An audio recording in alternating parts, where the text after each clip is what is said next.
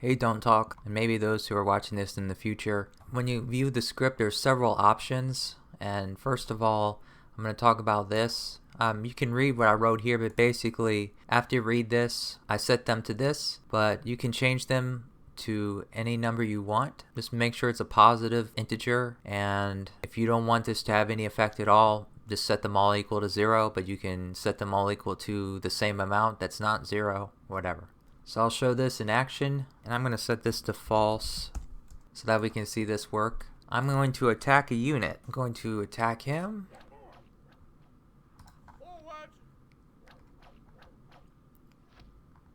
I colored this player something different just to distinguish players 6 and 7, but you can see that the lance carriers are going back. The ranged units actually, even though the rogue was firing, he wasn't pursuing the knight anymore. And then next will be the axe fighters are going to go back, and the scout are still trying to go, but then 5 seconds later after the axe fighters, then they're going to go back home too. So that's how this works, but based on other things that you can turn on, it's going to change how this works. So it's good and all to have a custom delay in time for them to go back, but you can also randomize it and also take into account distances. And it's going to weigh in distances and time. It's going to first see if a minimum distance your decoy has gone away from wherever the point of the attack was, and if that's true, then it's going to consider the timings. And if the time has expired by that time, you have an option to reset the timer so that as soon as he's past a certain distance, that timer is going to reset and they're going to still chase after him until the time is expired. So there's all kinds of options available. And you control them all from, most of this is comments, right? Just have a few constants to set. So just everything above here is all you're going to really set in this script. Everything else is pretty much fixed. Well, with the exception of the number of players that are in the game, which this should not change very often, but if it does, it's just the number of players minus 1. So I could set this to 100 or whatever right now, and it'll probably be good forever. I don't think there'll be more than 100 players, but I'm not going to do that. I'm just going to keep it at 27 players total, so 26 here. I'm going to show an example where he hits a building. We're going to see the same type of behavior. The ranged units are going to go back first. And then second will be the pikemen that are coming from the left. Third will be them, and the knights from this player are coming too. The warriors from player 12 are going back to their post, but the knights are still not going back, but they will be soon. Here they go. So the third type of attack, just to show it.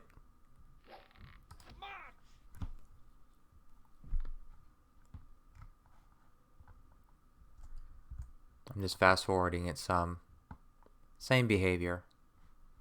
They almost got him, but they didn't. That's why it's important to set knights to have a longer delay, because they can almost finish the job and still get home at the same time that the foot soldiers do. Okay, so now we're going to change some things. First, I'm going to change this to true. This is to randomize these delay in attacks. So what it's going to do, it's either going to keep it the same, or it's going to multiply the delay by 2 or by 3. You can change this below. You just have to search for random delay multiplier, and then you have random distance multiplier also, which is a boolean, just like random delay multiplier is. So that one I have it set to 1 to twice the distance. It's something like that. I guess these can be changed in the future to be better, but that's what I have right here. It makes the AI more aggressive. So maybe on a hard settings, you would probably want to have this at random so that they go a further distance or pursue you longer, but not too long. So anyway, I'm going to set this to true and save it. I think using the building attack is easiest to see things change.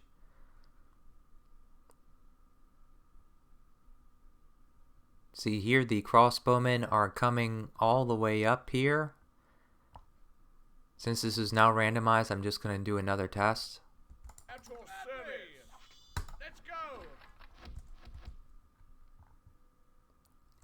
See, they didn't come as far. So for the crossbowman, for example, it would be more extreme if you increase this delay.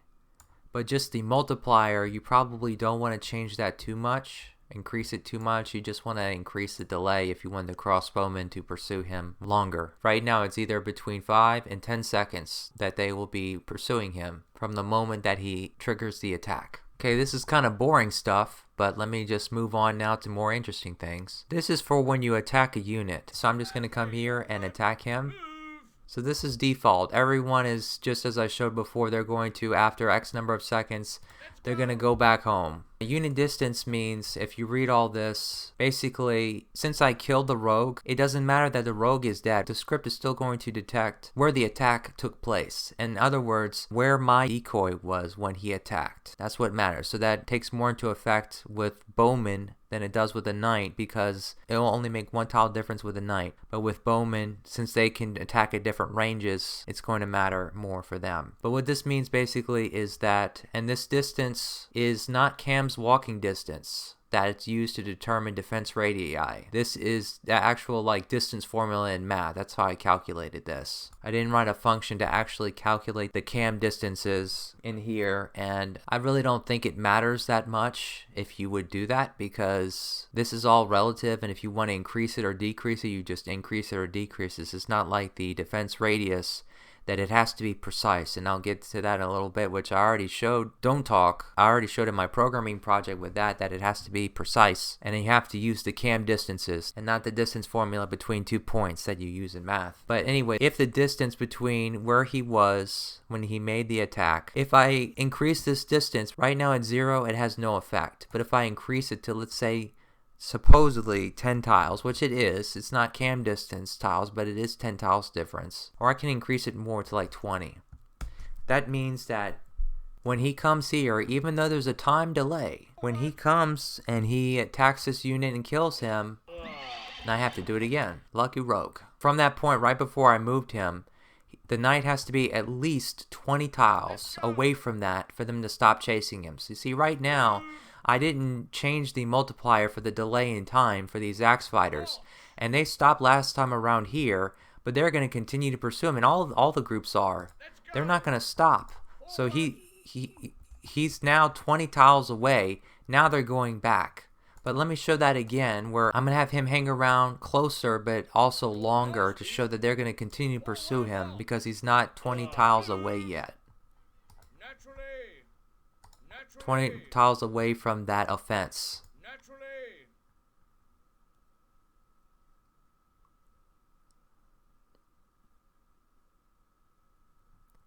See, the time has passed, right? The time has definitely passed. But they're still after him because he's not that distance, but now he's getting close to that distance. So now all of a sudden they're all going to go back at the same time. Now, if you don't want this to happen, you want them to go back in the order in which you set here. Because so much time has passed, the time it's going to expire naturally, because that was a lot of time. So if the human player wants to try to wait out the attack and try to trick the AI in that way, which is something I would do if I figured out this little pattern, then all you have to do is reset the timer, set this to true. So I'm going to do the same thing again, but you're going to see a different behavior. So I'm combining different things now and starting to get a little bit more sophisticated. So I'm going to hang around here as long as I want. Go up and down, do loops. I'm going to go slow. I don't want to have to redo this. Well, I can't hang out around any longer than this. But now clearly I'm 20 away or more. They're going to go back one at a time now. It's going to first be the lance carriers.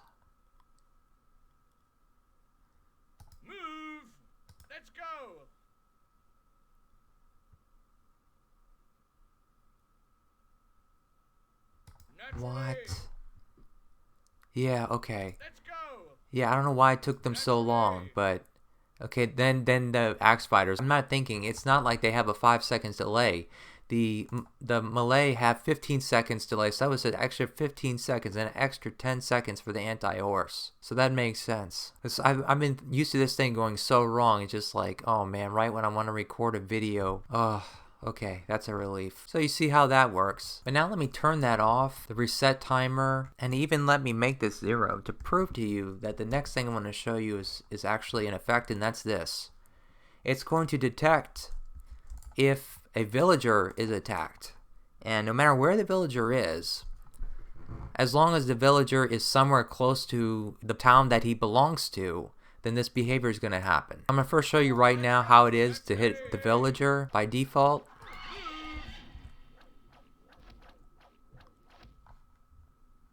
This is the original behavior. everyone goes back within the time frame that you set here, period. That's it. There's nothing interfering with this at all. And you can combine this with the unit distance, which I mentioned before, and the randomness too for timing. But what I want to do is I want to increase this to, let's say, 25. So what that means is that after I hit this villager for the first time, the script is going to register this as 2 attacks, but it's going to delete the attacks as soon as one condition is met. That was 2. If you hit him 3 times, it would be 3 attacks and so forth. But what it's going to do is, I just set this to 25, so that means that unless he's at least 25 tiles, regular math distance speaking, away from the closest building that he is to this player that he attacked, they're going to pursue him. So it's similar to the one where he attacks the unit, where I killed the rogue here and I circled around and all. But he has to be 25 away from the nearest building, which looks like that watchtower.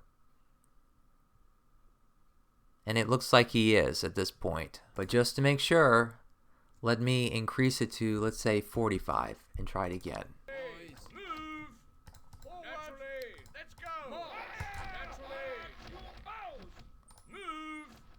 So now he's very far away, but now they're going back all the same time though, because reset timer is equal to false. But again, just to show you that this works in this situation too, it doesn't matter. They're all independent settings here. They combining together can have different effects. And I'm not even using randomness right now. I'm just not going to do that. You think you can go into the town, but you can't because they're going to be chasing you. They're not going back home. They're not going back to their post. Until then, look, the rogue, now he went back. He was the first to go back. 5 seconds later, the lance carriers go back. And so forth, right? Then the, ooh, I better hurry. Yeah, okay. Now, what I want to do is I want to reset this to the default of false. And I want to do the building distance. This is the last one that I skipped. Let's say that the building distance is 10 instead of 0. 0 means it has no effect. I'm going to attack a building.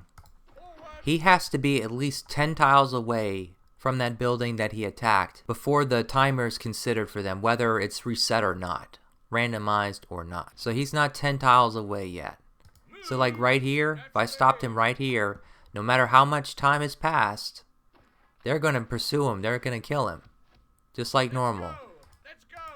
But I'm moving him up now, and now it's just enough to see that time has passed for all of them. So immediately, they're all going to go back home because I didn't reset the timer. But the reason why they went back is now he's 10 tiles away from that location that he was when he hit that house. And you can increase it to whatever you want. 10 is kind of small. You probably want it more for larger towns. But just one other thing, I want to uncomment this, and I do want to, at this point, I want to check on debug scripting. So I'm going to show you that the defense radius feature works that I mentioned, so that for those who don't know what I'm talking about, basically, there were scripts in the past that people used to halt units to have them return back to their post, but they would halt every group to go back. That can be undesirable behavior because if there's multiple attacks, and they get halted from any given attack, then that's going to potentially mess up. I mean, I don't really know. I haven't really tested this thoroughly, and people haven't played maps with this script yet. But I'm just thinking that would be undesirable behavior. So you want to make only the groups that are going to defend, which is the ones that are coming to him right now, the only ones that are going to be halted from this attack, right? It's just common sense. But the problem is, something like this was not in the scripting language.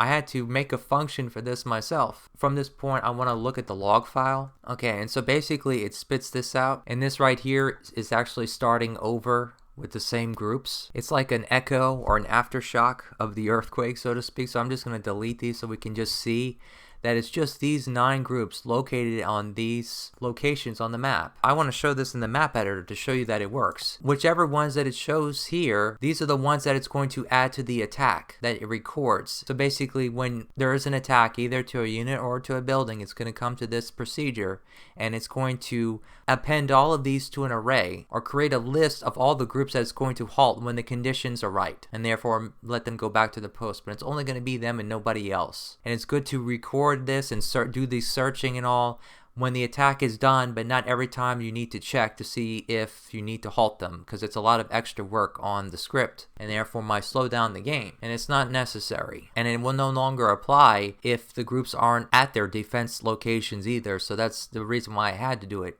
when you first want to record an attack. But the point is, these are the only groups that are going to be coming after him. So what you see in the log, the groups, and I didn't say what type they were, but the attack location where my knight was when he attacked was, we can see the coordinates at the top here is 99, 123. X and Y, 99 and 123. I'm going to go find each of these one at a time. I'm going to click on any group here, and I'm going to click the shield and then click this. So clearly this group, the knight, when he's over here, that's in his defense radius, or maybe we should say defense circle, but I'll just say defense radius. And this attack location, not the group himself, because I know don't talk in this map, not that it really matters, but the leader for this group is not where it should be. It should be over here, but at the beginning of the game, this group is going to move over just a little bit so that the leader is on that defensive location, so it doesn't really matter. The script is going to find these defensive locations not where the leader is, but they will be synonymous most of the time, and if not, they will be soon enough after the game starts. There might be a little bit of rotating at the most. But anyway, this defensive location is 92, 126. So I'm going to put an X by that one and by the rest of them as we mark them off. I'm just for simplicity to save time, the groups that should be clearly close. So this one has a defense radius of 20, 94, 134. This group, 102, 137, with a defense radius of 20. This scout group here, 84, 118, defense radius of 20.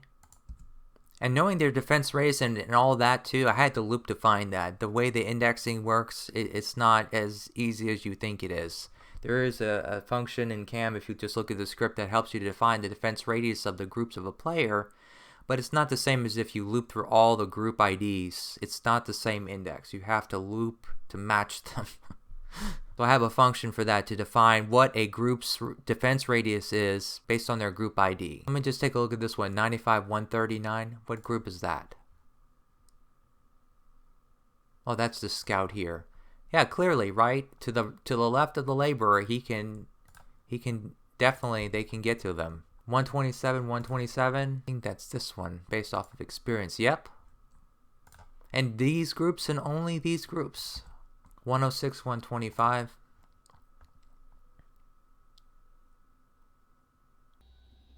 That's them, clearly. Defense race of 30. Yep. 106, 121. That's the bowman here, of course. And now 84, 131. That's these lance carriers here. Still, just makes it in, right? I'll probably make a video on what I did with the defense race because it's just too interesting not to show. Because it has a little bit of mathematics in it, just very basic math, but some programming that I think everyone who is interested in programming would maybe like to know if they're not the KaM developers, and that they know exactly how the defense race works and they want to kind of learn of at least a rudimentary algorithm, something simple to be able to do that, then yeah.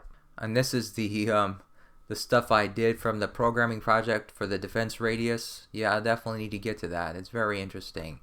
So yeah, these are, I guess, pretty long. They're all arrays of positive integers. It was a lot more data than that at first. I had a second set of data and a different algorithm to try to do these calculations, and it was a lot more data, but I figured out maybe the most efficient way and have the least amount of data to look through, and that's it. Even for the defense radius that probably no one will ever use, of 128. But as the maps get larger in the future, maybe so, and if they do, and the developers increase the maximum defense radius, I can crunch the numbers to get more arrays like this for larger defense radii. And this recording is actually after I recorded everything beforehand. I watched it, and when I showed this demonstration here, there is a sword fighter group that's still coming, and it was still going to come and kill that knight by the end. That was an error in record attack, but I fixed it. I just changed attack.x and attack.y to be for both when a unit and a house is attacked to be this, like it should be. But another thing I did was I added this option here. It was kind of by accident that I found it, how it can work. It's self-explanatory. So right now I'll show it with it not being enabled. So my link before dead trick is not gonna work. Your Majesty. Naturally. Let's go. Naturally. Let's go. And I'm gonna have him come down here and do a second hit, because when I was testing this, then the groups from the second attack, when they're in battle with them, they would come, but the first ones in the front wouldn't come. But we want to see that nobody comes. I can just unhide the AI's view and we can see that nobody's coming. Everyone is at their stations. So that's with attacking a unit. How about with attacking a building and with a unit, let's say?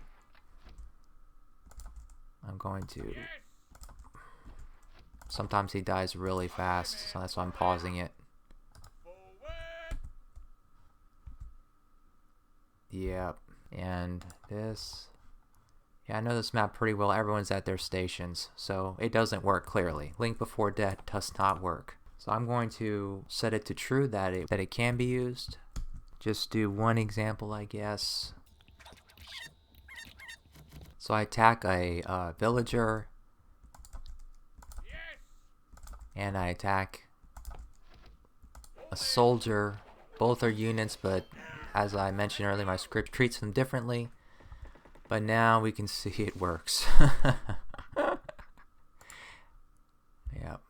And then there was an attack here, but I was just testing to see if what I did to make this newest edition work, if it would interfere with attacks, and it doesn't. And I was afraid I would have to halt all the groups in order to disable the link before dead trick entirely. Like what I mentioned here, when I attacked here first, and then my knight came down when he hit the groups that were coming at him already, that there was a secondary group of soldiers that weren't moving yet, but then they moved with that attack there, that those were the ones that would come as a result of the link before dead. Well, before, when I showed Don't Talk, a script where you halt all the groups of all the AI players, the link before dead was completely disabled. It wasn't even an issue. But with me having the defense radius feature where you only halt the groups that are actually triggered by the attack and no others, then the only way that I could think of at the time was to see if they had a states where it says if a warrior is going to attack, as in the auto attacks. But there wasn't such one, but I figured out just using a global string, which I could have used a global array, but I think it was less CPU intensive to just use a string. But anyway, that's it.